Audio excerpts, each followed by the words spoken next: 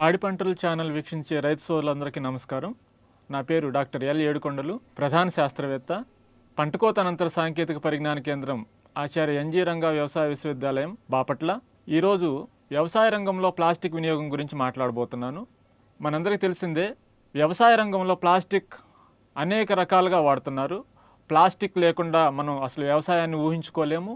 వ్యవసాయ రంగంలో plastic nursery stage నుంచి తీసుకొని పోస్ట్ హార్వెస్ట్ స్టేజ్ వరకు ఎంతో అవసరం ఉంటుంది. మనం ప్రపంచవ్యాప్తంగా చూసినట్లయితే దాదాపు 12 మిలియన్ టన్నుల ప్లాస్టిక్ను ఉపయోగిస్తున్నారు ప్రపంచం మొత్తంలో. ప్లాస్టిక్లో రకరకాలు ఉన్నాయి. అందులో పాలిథీన్లు, పాలీప్రోపిలీన్లు, పాలీవినైల్ క్లోరైడ్, అలా రకరకాల ప్లాస్టిక్స్ ఉన్నాయి.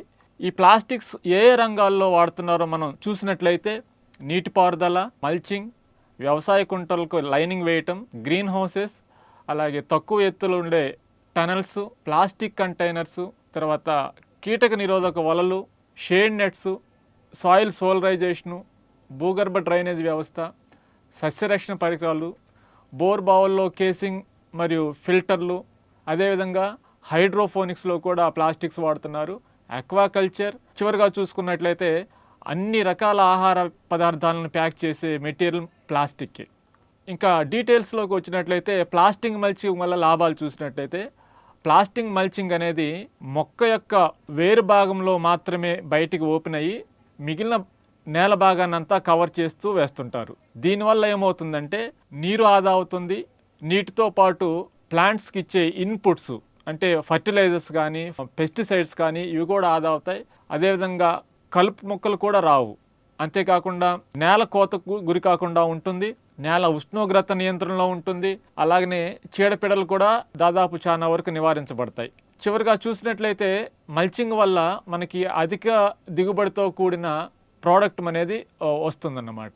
అలాగనే మల్చింగ్ వేయటం వల్ల నేల తయారీ ఖర్చు కూడా బాగా తగ్గుతుంది. ఎందుకంటే మల్చింగ్ వేసే పొలానికి, మల్చింగ్ వేయని పొలానికి చూసినట్లయితే మల్చింగ్ వేయని పొలాన్ని మనం కంప్లీట్గా దుక్కి దున్నాల్సి వస్తుంది.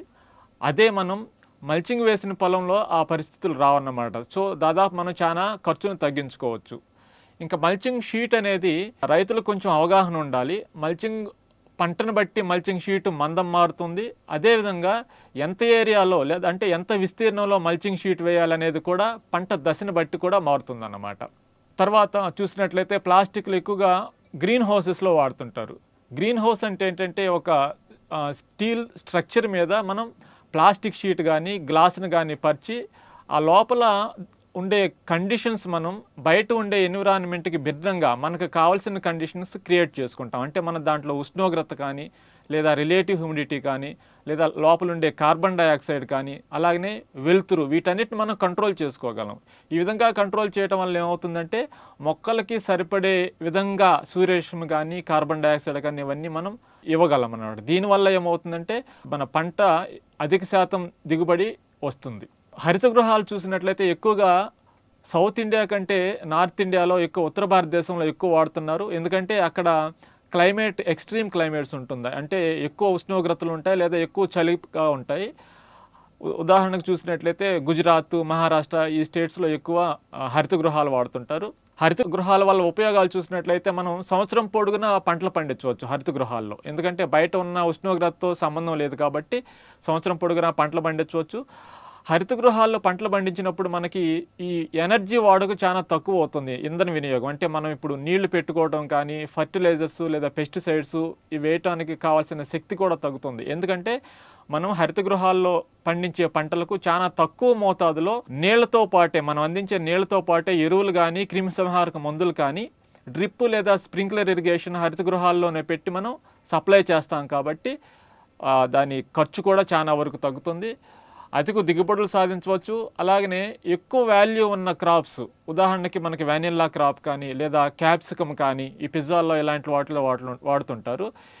ఇవి కూడా మనం హరిత గృహాల్లో పండించుకోవచ్చు. అదేవిధంగా టిష్యూ కల్చర్ ద్వారా డెవలప్ చేసిన ప్లాంట్స్ ఏవైతే ఉంటాయో అవి ఎక్కువ బలపరచడం అనేది కూడా హరిత గృహాల్లోనే జరుగుతుంది. అలానే గ్రాఫ్టింగ్ ప్రక్రియ కూడా వేగవంతంగా మనం గ్రీన్ హౌసెస్లోనే చేయొచ్చు. ఇవి గ్రీన్ హౌసెస్ ఎక్కువ నర్సరీకి బాగా అనుకూలంగా ఉంటాయి. అంతేకాకుండా గ్రీన్ హౌసెస్లో వచ్చిన కూరగాయలు కానీ, పండ్లు కానీ చాలా నాణ్యతగా ఉంటాయి. దానివల్ల మనకు మార్కెట్లో ఎక్కువ రేటు వస్తుంది. అదేవిధంగా ప్లాస్టిక్ టనల్స్ కూడా ఉంటాయి. ప్లాస్టిక్ టనల్స్ కూడా గ్రీన్ హౌస్ లాగానే ఉంటాయి, కానీ ఇవి హైట్ తక్కువ ఉంటాయి. దాదాపు 40 నుంచి 150 మైక్రాన్ల మందం ఉంటాయి. ఒక మైక్రాన్ అంటే 4 గేజులతో సమానం. ఇవి హైట్ తక్కువ ఉంటాయి, పొడవు కూడా ఎక్కువ ఉంటాయి. వీటికి సపోర్టింగ్ స్ట్రక్చర్గా మనం స్టీలే వాడిన అవసరం లేదు, వెదురు బొంగులు అలాంటివి కూడా వాడుకోవచ్చు. అలాగే షేడ్ నెట్స్లో కూడా ప్లాస్టిక్కే ఉంటుంది. షేడ్ నెట్లు మనకి ఏం చేస్తాయంటే ఈ గ్రీన్ హౌసెస్లో వేసే పాలిథిన్ షీట్కి బదులు మనం షేడ్ నెట్ వేస్తే అది అగ్రో షేడ్ నెట్ అవుతుంది అన్నమాట. ఇది ఎక్కువ సూర్యరశ్మి రాకుండా మొక్కలను బాగా కాపాడుతుంది. ఇది మనకి మార్కెట్లో 3 మీటర్ల వెడల్పుతో మనకి లభిస్తుంది. షేడ్ నెట్ వేసి నిర్మాణం చేసేటప్పుడు ఎక్కువ ఎండలో వేయకూడదు, ఎందుకంటే ఇది సాగే గుణం కలిగి ఉంటుంది. అందువల్ల దీనికి ఫిట్టింగ్ చేసేటప్పుడు కూడా మార్జిన్ కొరకు 2 నుంచి దాదాపు 3% మార్జిన్ ఎక్కువ పెట్టే ఫిట్ చేయాలి. ఇది ఫిట్ చేయడానికి వాడే పాలీ క్లిప్స్ ఉంటాయి కదా, ఈ పాలీ క్లిప్స్ మధ్య దూరం కూడా 30 నుంచి 40 సెంటీమీటర్ల దూరం ఉండాలి. అదేవిధంగా కీటక నిరోధక వలలు కూడా మనం పొలాల్లో వాడుతుంటాము.